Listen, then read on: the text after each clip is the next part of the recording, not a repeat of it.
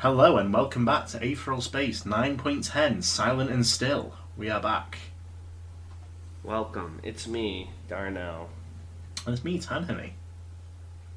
Tanhony, how is Aetheral Space Capricorn going? That's far in the future. The one I'm writing is Aetheral Space Scorpio, but it's slow going because I have to find time between the actual Aetheral Space chapters to write it. But hopefully it's good when it comes out. I could never write 2 chapters a week. I struggle with do or die a lot, but it'll get there. Alright. We are those without shadows or footsteps. We are those without hesitation or weakness. We are those without blemish or imperfection. Where a knife is required, we shall become a knife. Where a gun is required, we shall become a gun. Where death is required, we shall become death. When the church calls, we shall become the answer. Words of the quiet choir. And these aren't the number guys that... no, these are Superbian guys. 2 years ago, it was a terrible thing to be insufficient. Jamie kept close to the wall of the alleyway as he made his way down it, the solid structure preventing him from falling to the ground. Pangs of hunger vibrated through his body, making it feel as though his bones were empty and fragile. Rain battered down mercilessly, plastering his loose blonde hair against his head. Some time ago, it started hurting to breathe. Jamie had the sneaking suspicion that he would end up dying in this alleyway. Bitter tears stung at his eyes, but it was not as if he were blameless. The eugenics program of the Quiet Choir, selective breeding to produce the finest candidates, had resulted in a failure like him, after all. Countless mental and physical deficiencies formed the soul that was Jamie Pott. It couldn't be helped that he was abandoned by the choir. The purpose of garbage was to be thrown away. In this way, at least, Jamie could satisfy their expectations. And yet, tears still stung at his eyes. He looked up through them at the sky and saw the ocean of stars there. If he died in this alleyway, it would mean dying without ever seeing a single one of them. That seemed sad. No, that seemed happy. An involuntary grin sprang to Jamie's lips, stretching out his mouth, as a shudder of malfunctioning happiness ran through him, just as violently as his hunger pangs. It lasted just a moment, but even so, the spike of sudden emotion left him doubled over and panting for breath. These sudden mood shifts were just one of the errors that had come about during his creation. The role of the Quiet Choir was the subtle art of assassination, the control of one's environment. That couldn't be accomplished if one couldn't even control himself.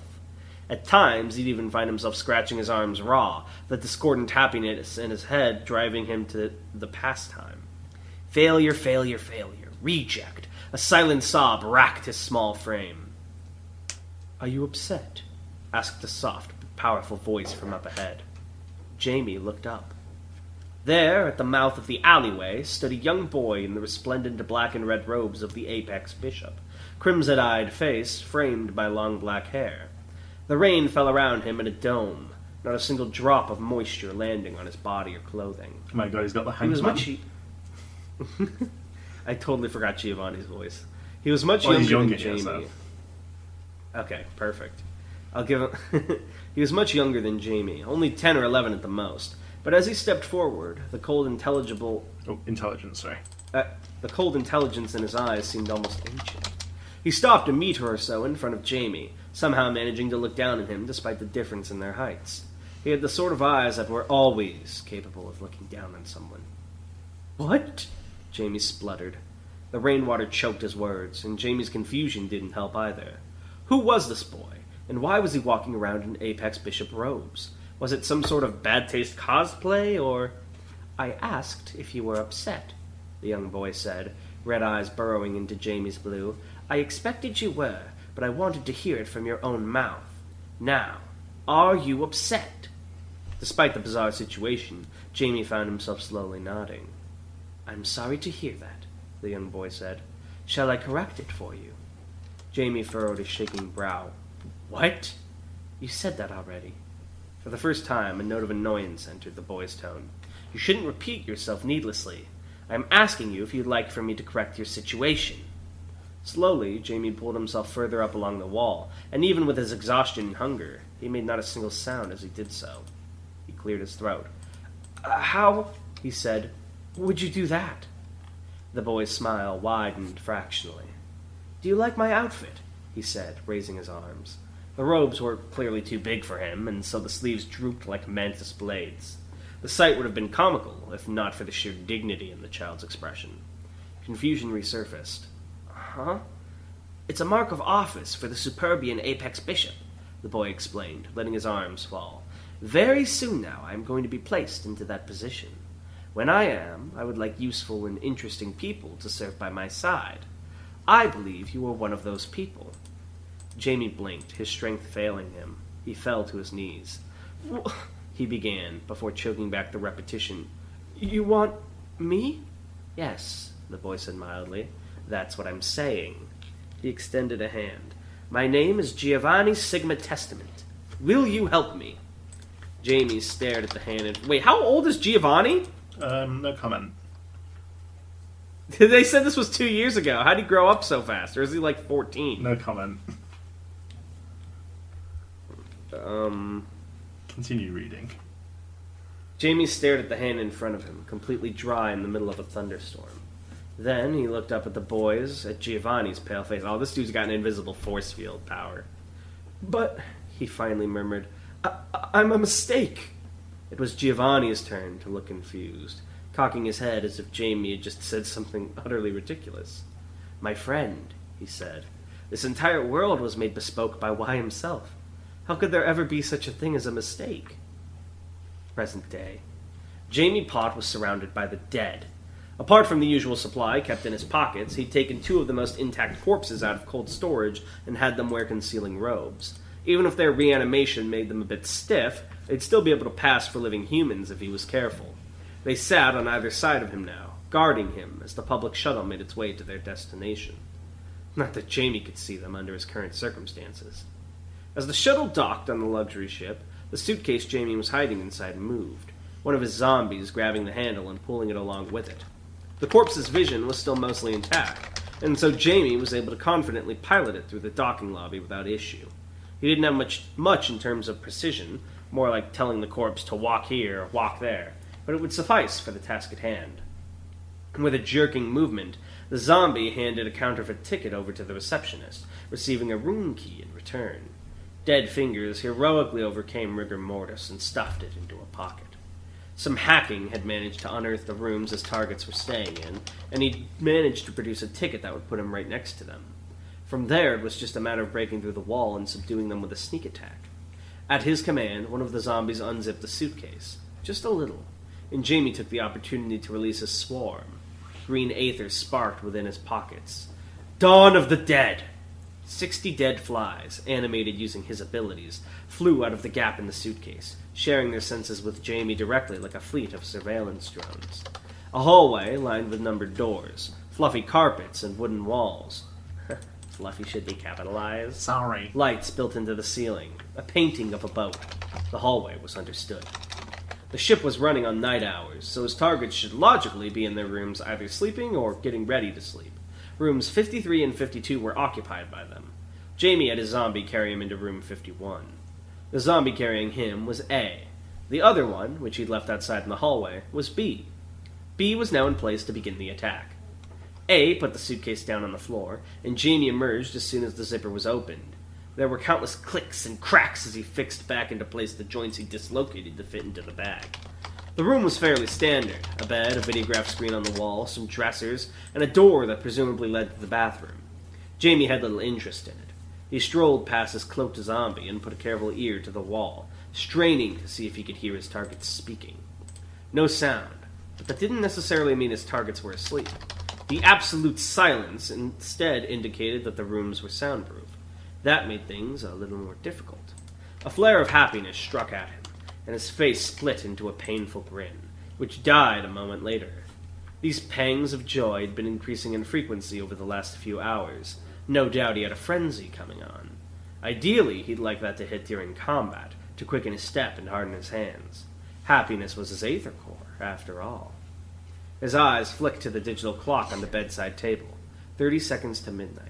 He'd time his assault right as the clock switched to 000000.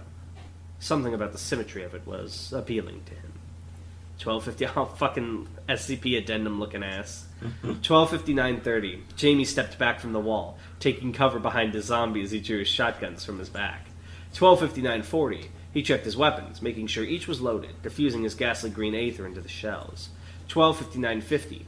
Out in the hallway, one of his corpse flies landed on B's head, giving him a view of the zombie's perspective.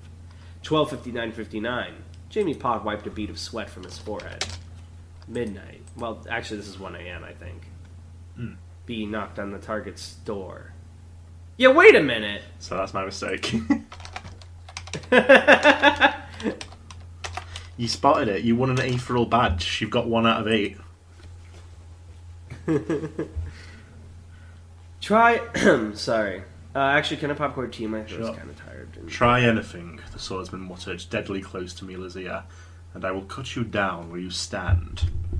Mila gulped, staring right into the retinal scanners as its red light inspected her. I won't, she said, her throat dry and nervous. I promise. Behind her, the swordsman's voice was dark. I don't imagine your promises mean very much. How had she gotten here? Everything was hazy. She'd been meeting up with the mercenaries, then she'd been captured, and now it seems they'd docked the ship Helga was being kept on, and for some reason Mila was giving these two access. The red light turned green, and the swordsman thumped her in the back with the hilt of his sword to push her on as the door opened. Mila nodded, holding her hands up as she cautiously stepped through into the laboratory proper. Everything was as she'd last seen it, consoles and specimens lining the walls, and of course Helga's tank hanging from the ceiling. Mila spurred a glance upwards, and was greeted by Helga's ever-sleeping face. Something was wrong. She shouldn't be here, she shouldn't be doing this. Any efforts to trace her memories back were only repaid with throbbing headaches. Dr. Cloud was in the laboratory, poring over some research papers as he moved from console to console. He spoke without looking up at her. Mila, good to see you, yes, he said hurriedly, shuffling the files in his hands like they were a deck of cards. Some very good news. You remember I was doing research on non-human Aether? All dead ends, of course, save some... However, I managed to get my hands on some testimony on the thinking forest of Ajnablade from before Paris Carrington and did her work with it. It's very promising intelligence, so I'd like you to put some time aside and... Finally he looked up, and saw the two people standing behind Mila, the swordsman and the child. The excitement drained from his face quickly, and his eyes narrowed in suspicion. Who are you people? He growled. This isn't some petting zoo for children. Get out! The child, red scarf trailing across the floor behind her, looked up at Helga's tank. Open it, she said quietly, almost silently. Again, Mila gulped. Just do as they say, sir, she said, her voice shaky. These people are serious. Cloud's brow furrowed. What? He did not say another word, for before he could open his mouth again, a cold blade was pressed against his throat. In a split second and a flash of white aether, the swordsman had moved across the room and pointed his black sword right at Cloud's windpipe. She said, open it. Cloud's eyes drifted across the dark surface of the weapon, or finally he closed his eyes, accepting defeat. Override Cloud, he said, voice scratchy. The room, lighting up in response. Open main specimen tank. For a moment it was like a rainstorm inside as the vat opened, the fluids within pouring down onto the floor and spilling into the drain. I had a quick thought. They mentioned that other than the Thinking Forest, no other non-human aether, but what about, didn't Panacea kind of have aether, or at the very least it affected their aether? Yeah, interesting. A second later there was a clunk. Mila found that she wasn't breathing. Helga's body fell out of the vat unconscious and without grace. Before her body could hit the floor, however, it was caught by the child's scarf, its surface stretching out to break her fall like a hammock. There was the slightest groan, nearly inaudible, from Helga's prone form. The pale from so long in isolation, sorry about that. Pale from so long in isolation, making her look like some kind of spirit in the stark light. I'd be very careful now if I were you, Cloud snapped, regaining some of his vigour. I'm not the sort of person you do these things to. Who sent you, the Superbians? I'm not going back if that's what you want. Shut up, the swordsman snarled. I beg your pardon? He was ignored. All eyes were instead focused on the unconscious woman who was slowly shifting on the floor. Sis? The child whispered. The door answered by B's third knock, swinging open to reveal a tired-looking older man in a green polo shirt and shorts. He scratched behind his ears. He looked the cloaked zombie up and down. The face matched Jamie's intelligence. This was his first target. "Yeah?" he yawned. "What can I do for you, pal?" Jamie's zombies weren't capable of speech, but at this point it didn't matter. All he needed to do was use his trusty ability. If these people were Aether users, they surely wouldn't die from something so simple. Day of the Dead. As if his body had been packed with dynamites upon dynamites, B's body exploded, sending the green man hurtling back into his room. One shallow breath, 2, 3, and then Helga Malwarian's eyes opened. Good chapter, but two quick things. Okay. The second time you use the ability is called Day of the Dead. The first time it was Dawn. Is that because they're two separate abilities? Two separate abilities. Okay. Second thing I noticed after we did the time is actually the only time it would ever go 0-0 is if it's military time, and if it was military, it should be 23:59:30, 23:59:40. That's crazy. Yeah. Well, I don't know what sort of insane one you're on, but that's what it says actually. So it's weird that you're saying this as if it's not. So I'm not. Is this like a bit or something, or perhaps you're just mentally insane? Yeah, I think I might be mentally insane. I love how we phrase it that way every time. There's other kinds of insane. Yeah, physically insane. Yes. So your fun fact. We hashed this out this time. So apparently there are sport leagues in Aetheral space that allow use of Aether. There is an Tanhony, underground farball ring that allows Aether. Oh, it's underground. It's not sanctioned. Okay. Well, the ones this is an underground because there's more interest. There are official ones as well in the Supremacy. But the star of this underground UAP baseball ring is Nataman. He's called, and he is a scurrant with chicken feet, basically, and he has a powerful Aether ability that lets him multiply his strength the longer he stands still, which he uses as a batter to hit the ball to record heights. Oh, that's pretty clever. Sometimes he'll go out to prep 24 hours in advance so he can just stay still for the whole day before the match. Here's a question. What's baseball? I thought it was called farball. That's what I said. New World Order. You said baseball. I'm sorry, I was watching the German baseball stream. Alright, now you have to give us what's another popular sport in Aetheral space? 2 for 1. Zero sum. It's a zero gravity pass the ball game with 4 teams and 4 goals. That's fun. I like that. Yeah. It's a zero, and you can say it's a zero sum game. Now that metaphor has meaning. Yeah. That's what it meant all the time, actually. You just didn't know about this game. Yeah. Alright, well, thank you guys for listening, as always. Looks like we're getting into some interesting territory here, so we'll see what comes up next time. Bye. Bye.